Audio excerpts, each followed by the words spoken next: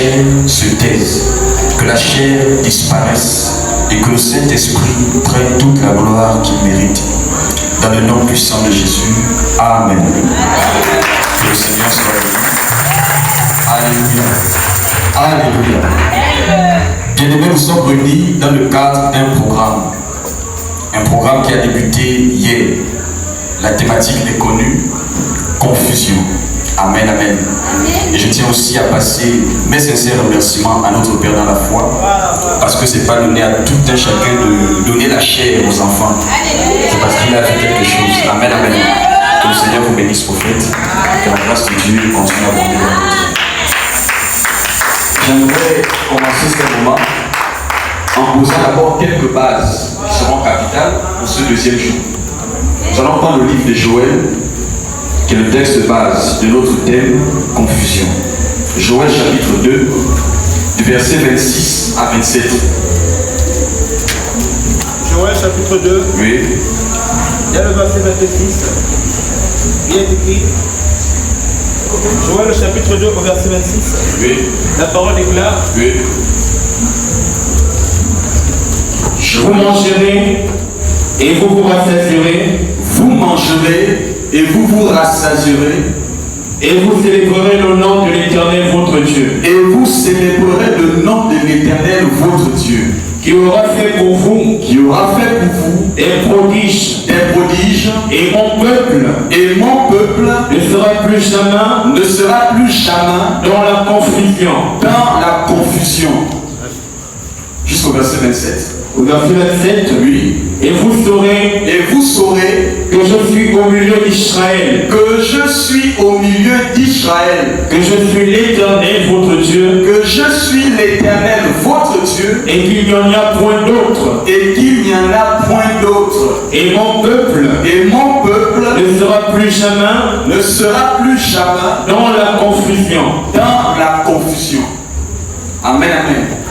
Les prédicateurs qui sont passés hier ont défini la confusion comme étant un trouble, comme étant une période où il y a le désordre. Amen, amen.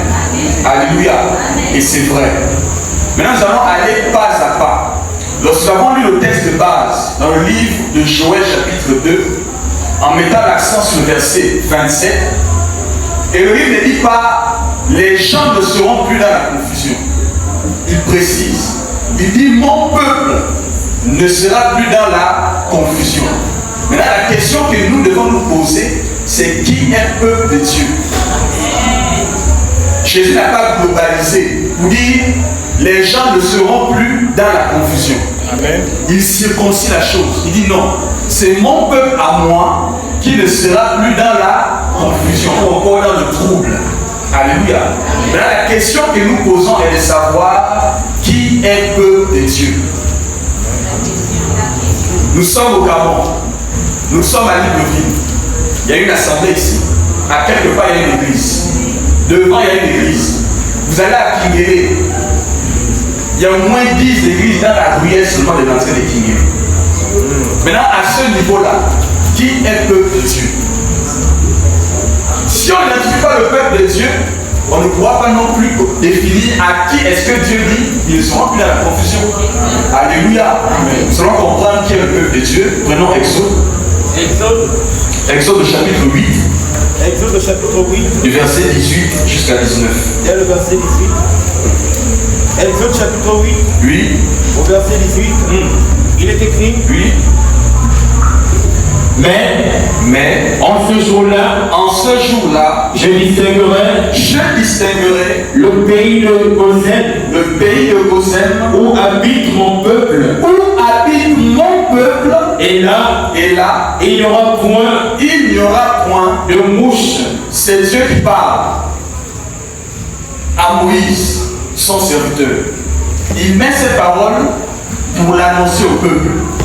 Dieu se révèle à Pharaon et dit à Pharaon, voici un signe qui va faire la différence, la distinction entre ceux qui sont mon peuple et ton peuple. L'Égypte était un peuple qui appartenait à Pharaon. Dans ce peuple de l'Égypte là, il y avait un peuple qui n'était pas de Pharaon. c'était le peuple de Dieu. Maintenant, Dieu dit, je vais faire la différence, la distinction. Donc, il y a un peuple qui appartient à Dieu et il y a d'autres peuples. Alléluia. Il y a un peuple qui est propre au Seigneur et il y a d'autres peuples. Quand vous lisez Joël, Joël est clair. Joël dit l'Éternel règne au milieu de son peuple. Donc, le peuple de Dieu, c'est ce peuple-là qui a pour Dieu l'Éternel et qui règne au milieu d'eux. Maintenant, il faut actualiser. On n'a plus l'écriture dans l'ombre. Maintenant, actualisons pour comprendre le contexte précis même de cette thématique-là. Prenons le livre de Actes chapitre 15. Actes chapitre 15. Du verset 13 jusqu'au verset 17. Dès le verset 13, Oui. la parole déclare. Actes chapitre 15, Oui. au verset 13. S'il y a point de résurrection des morts, Actes chapitre 15. Excusez-moi, Actes chapitre 15. De le verset 13 jusqu'à 17. Dès le verset 13, Oui. il est écrit. lorsqu'ils eurent cessé de parler, Lorsqu'il eut cessé de parler, Jacques prit la parole Jacques prit la parole et dit, et dit, oh frère, oh frère, écoutez-moi. écoutez-moi. Simon a raconté Simon a raconté comment Dieu a d'abord jeté le regard jeté les regards sur les nations sur les nations pour choisir du milieu d'elles pour choisir du milieu d'elles un peuple, pas 3 peuples, pas 4 peuples, pas 5 peuples, mais un seul peuple. C'est ce peuple-là qui appartient à Dieu. Les musulmans sont un peuple. Alléluia. Les francs-maçons forment un peuple. Nous formons un peuple. Mais qui est le peuple de Dieu? La scène est racontée dans Actes chapitre 15. Simon a raconté comment Dieu a d'abord jeté les regards sur toutes les nations. Alors les nations sont constituées de plusieurs peuples. Alléluia. Amen, amen. Les nations sont constituées de plusieurs peuples. Maintenant, parmi tous ces peuples-là, Dieu a sélectionné pour faire la différence. Pour choisir du milieu des nations un peuple qui porte son nom. C'est-à-dire un peuple au milieu duquel Dieu règne. Alléluia. Ce peuple-là, c'est l'Église. Amen, amen.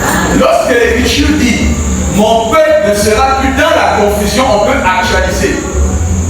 Pour montrer qu'on ne peut pas retrouver la confusion au sein de l'Église.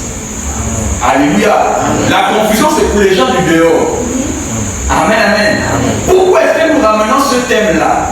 C'est parce que ce que l'Écriture dit, on vit l'opposé aujourd'hui.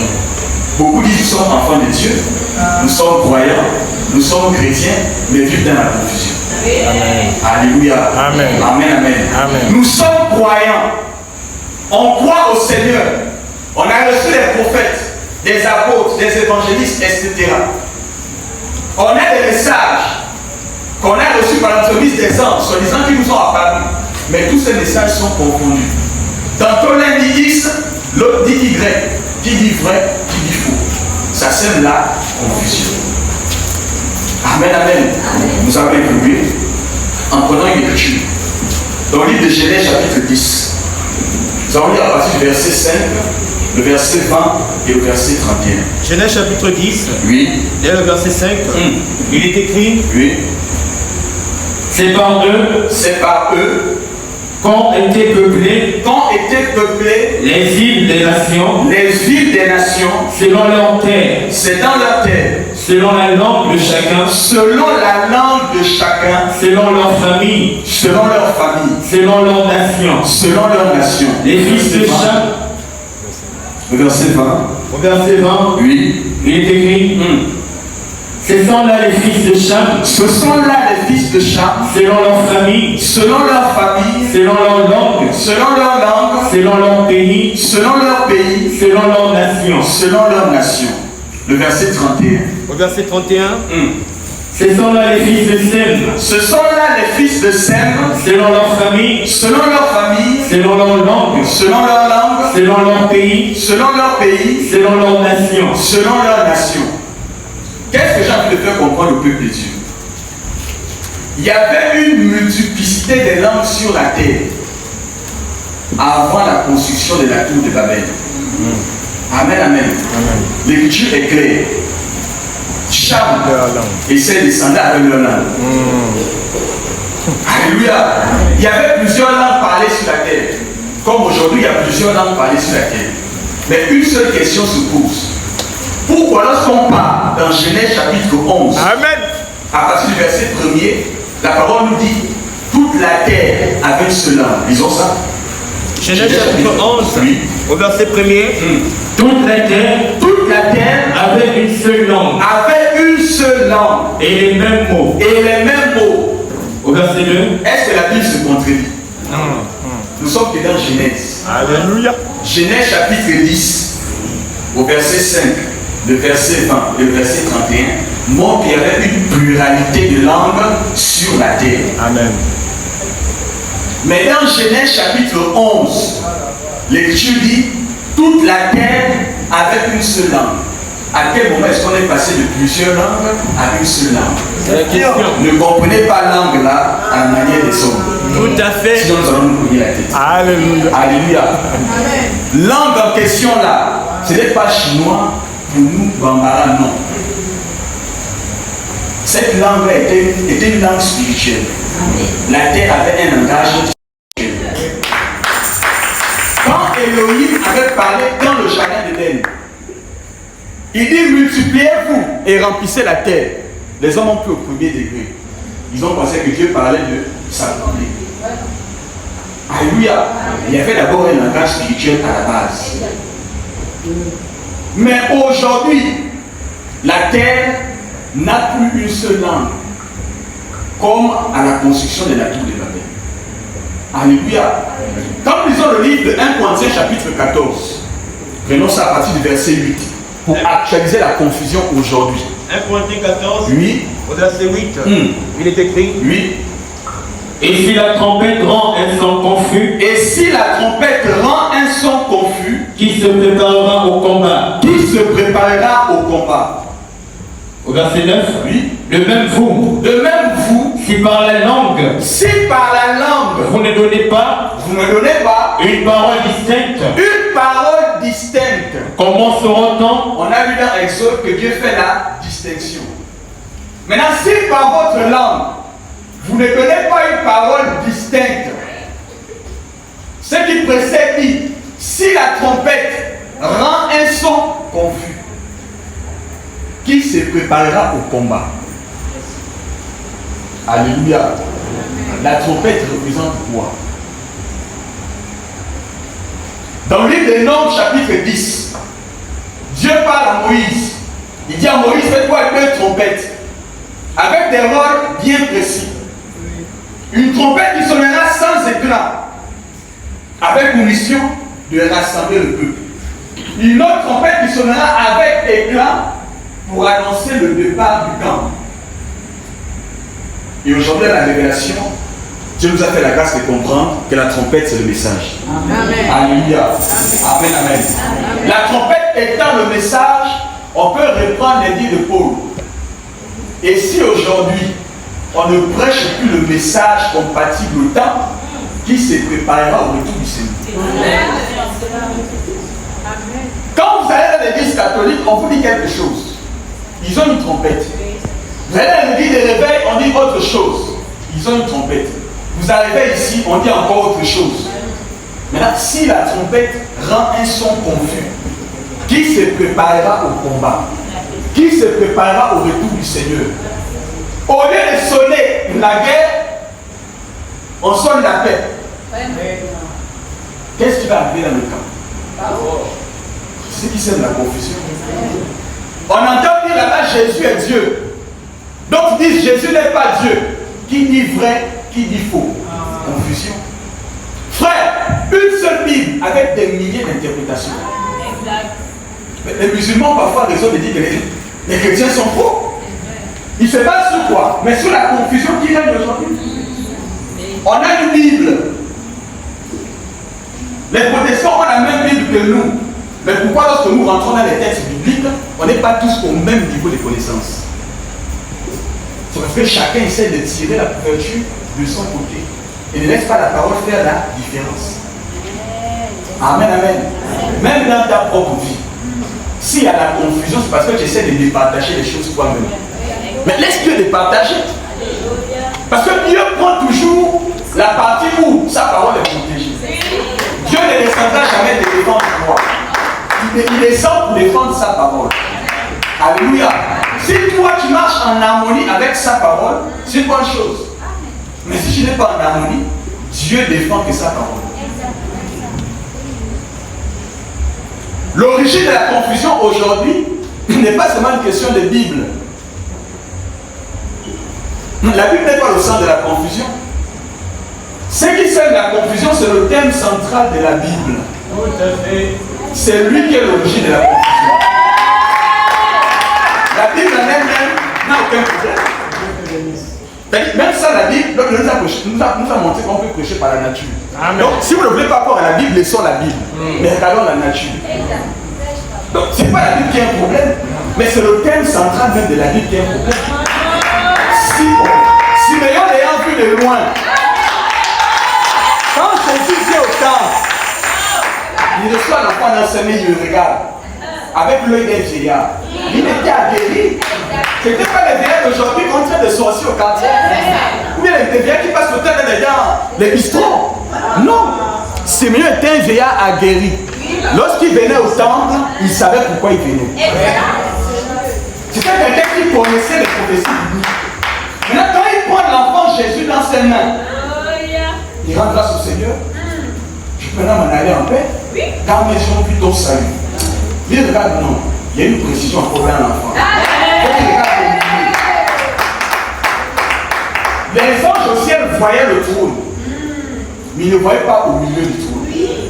Quand Simeon prend l'enfant, il regarde au milieu des enfants. Non.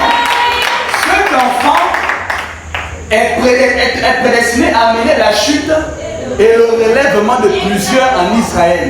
Il est un signe qui provoquera la contradiction. Donc, si aujourd'hui on se contredit avec la même Bible, c'est à cause de Jésus. Allez dans le temple de Louis, il y a la statue de Marie là-bas. Allez à la catholique, il y a la statue de Marie. Qui est dans la vérité? Qui est dans l'épreuve? Tout ça, c'est à cause de Jésus. Donc, si on veut sortir de la confusion, allons-y interroger le Seigneur. Alléluia. Si l'on veut enlever la veste de la confusion ou le voile de la confusion sous nos yeux, interrogeons le Seigneur. Puis qu'il est l'auteur de la chose. C'est le coupable. Il a toujours été coupable. Tous les événements qui se sont produits sur la terre, c'est lui le coupable. Avant sa venue, tout le monde vivait en paix. Chacun faisait comme il voulait. Mais quand il rentre dans le monde, il bouleverse le monde. Mais rappelez-vous, même ça, son entrée dans le monde a causé des génocides. Les enfants sont morts à cause des méfaits. Lorsqu'il meurt, il rend l'âme. Le ciel s'obscurcit en plein jour. Il bouleverse même le temps. Alléluia. Cet enfant est un signe qui provoquera la contradiction ou encore la confusion. Parce qu'aujourd'hui, l'humanité est dans la contradiction. On prend le même passage biblique, mais il a 10 000 explications. 10 000 interprétations. Non. Dieu n'est pas un Dieu de désordre, mais un Dieu de paix. C'est pourquoi pour sauver, il envoie toujours un prophète. Alléluia. Amen. Si la trompette rend un son confus, qui se préparera au combat? Frère, pour que la Vierge endormie se réveille, il faut le son de la trompette. Le cri de minuit était l'image du son de la trompette. Pour que nous puissions quitter la terre, Thessaloniciens est clair. Il faut qu'un ange sonne de la trompette. Pour que toi et moi, nous puissions quitter nos dénominations, nos religions et nos traditions pour nous retrouver ici, il a fallu un son de la trompette.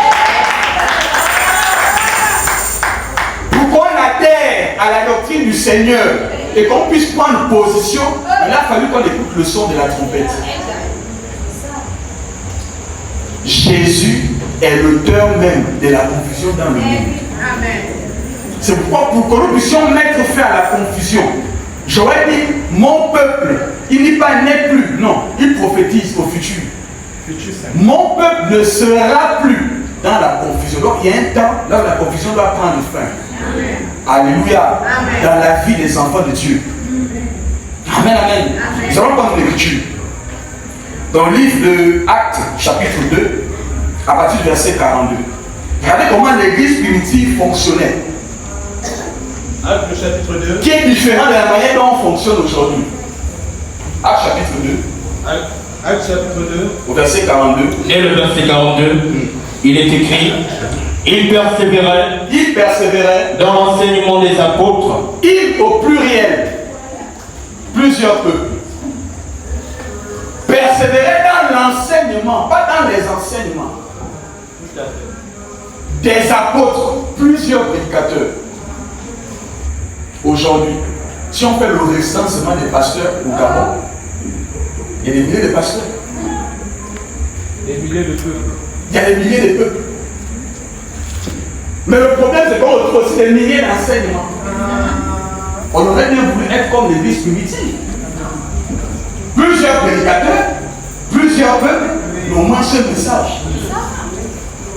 Tous réclament être des témoins. Tous réclament témoigner pour le Seigneur. Alors le témoin ne témoigne que ce qu'il a vu. Alléluia. Mais qu'est-ce que ces témoins-là apportent? Des faux témoignages. Des faux témoignages. Avez-vous déjà vu Jésus laver une femme nue à l'église? Mais pourquoi c'est fait aujourd'hui? Ce sont des faux témoins. Jésus a-t-il déjà vendu de l'huile? Ce sont des faux témoins.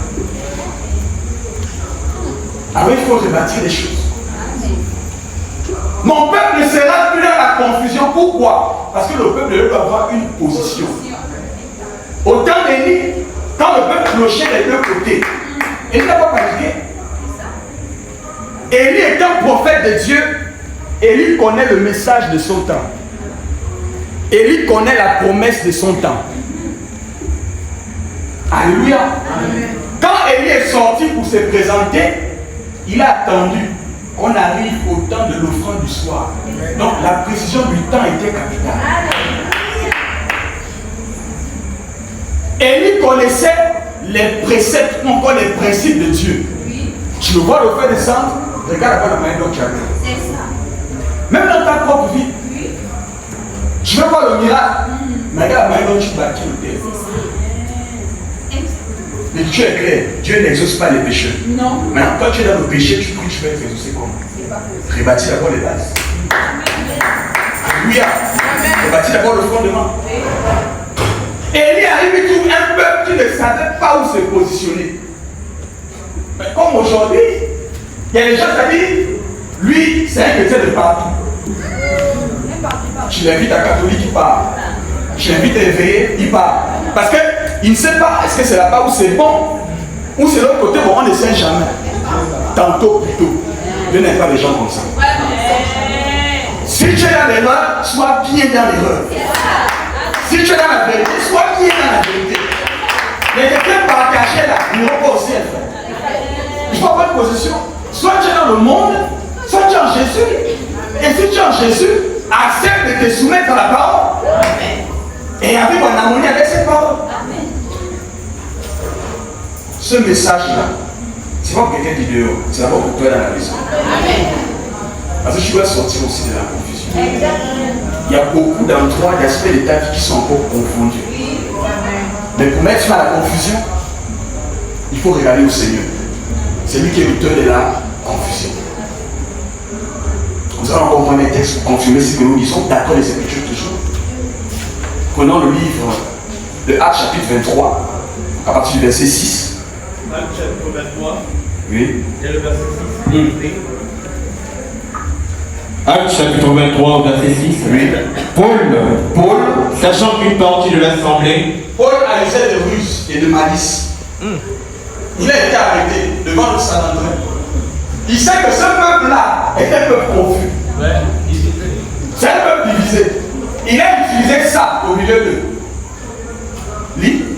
Paul, Paul, sachant qu'une partie de l'assemblée était composée des Sadducéens et l'autre de pharisiens, s'écria dans le Sanhédrin: Homme frère, je suis pharisien, fils de pharisien. C'est à cause de l'espérance et de la résurrection des morts que je suis mis en jugement. Alors Paul savait que cette croyance-là n'était pas adoptée par tout le monde. Ça a créé le chaos au milieu du Seigneur. Parce que la confusion n'est pas réservée aux enfants de Dieu. Non. La confusion, c'est pour les gens. Il y a le peuple de Dieu et les gens de la foule. Il y a une différence. Pendant que Jésus parlait en parabole, tout le monde était confus. Mais il parle de quoi? Alors le royaume des cieux est semblable à ceci. Alors le royaume des cieux demain est semblable à cela. Finalement, le royaume des cieux ressemble à quoi? Confusion. Tantôt le royaume des cieux est semblable à un homme qui a organisé une fête. Tantôt le royaume des cieux est semblable à 10 vierges. Le royaume des cieux ressemble à quoi? C'est la confusion. Pendant qu'il parlait en parabole, la foule était dans la confusion. Mais quand il s'est retrouvé en secret avec l'église, il faisait quoi? Il expliquait les paraboles. Parce que son peuple ne mérite pas dans la confusion. Alléluia. Amen, amen. Alléluia. Est-ce que jusque là tout est bon? Amen, amen. Prenons encore une écriture. Jean chapitre 7. Jean le chapitre 7. Au verset 40. Et le verset 40. Oui. Il est écrit. Jean le chapitre 7, le verset 40. Oui. La parole déclare. La volonté de mon Père. Jean chapitre 7.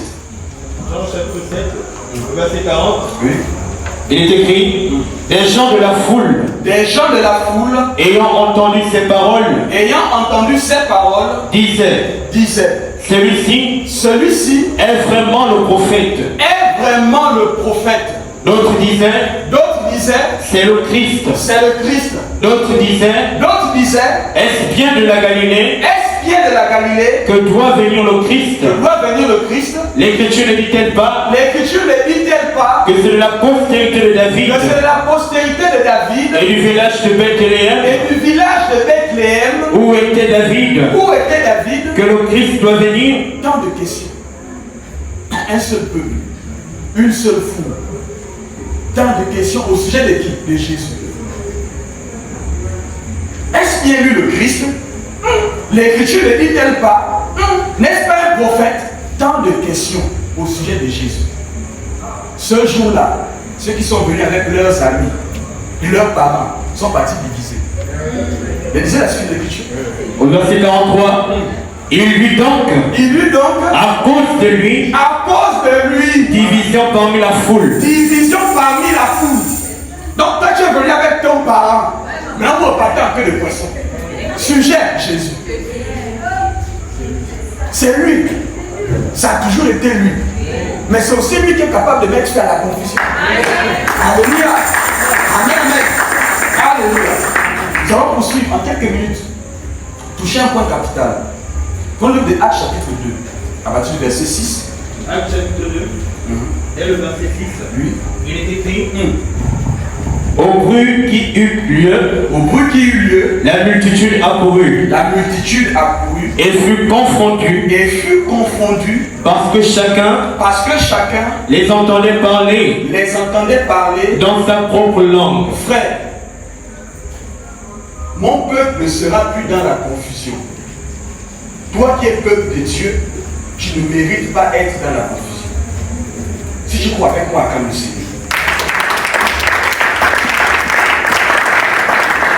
Mon peuple ne sera plus dans la confusion. Lorsqu'Élohim a manifesté sa puissance sur la terre, des hommes ont été confondus. Alléluia. Laisse-moi te dire que lorsque Dieu va manifester la puissance dans ta vie, les gens autour de toi sont.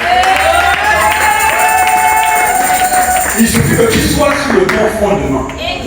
Dans ta manière d'adorer, est-ce que tu es sincère avec le message? Est-ce que tu es sincère avec la parole. Toutes ces choses-là, tu peux aussi les manifester. Dieu peut s'aimer le trouble au milieu des gens qui sont autour de toi. Mais une seule chose est vraie. Si tu es posé sur le bon fondement, Éphésiens 2:20 est clair. Vous êtes édifiés sur le fondement des apôtres et des prophètes. Ma soeur, si tu es en accord avec Paul, tu vas bénéficier aussi des grâces de Dieu. Amen. Être en accord avec Paul, c'est quoi? Mais sois en accord avec ce qu'a dit Paul. Voilà. Si tu n'es pas en accord avec ce qu'a dit Paul, ne t'attends pas à voir la manifestation de la puissance de Dieu. Tu seras toujours dans la confusion. Alléluia. Amen. Jésus était sujet de confusion. Lorsque tu vas adorer Dieu de la bonne manière, nous dit le prophète aurait dit à Samuel, tu seras sujet de confusion pour ta famille. Quand tu vas commencer à adorer Dieu de la bonne manière, ce n'est pas quelqu'un qui va te dire, non, toi tu adores bien Dieu, non. Tu vas remarquer la confusion avec les gens qui sont Amen, amen. David est clair, Psaume chapitre 25. Psaume chapitre 25. Oui. À partir du verset 3, on finit par là. Verset 3, il est écrit. Oui. Psaume chapitre 25, au verset 3. La parole déclare. Oui.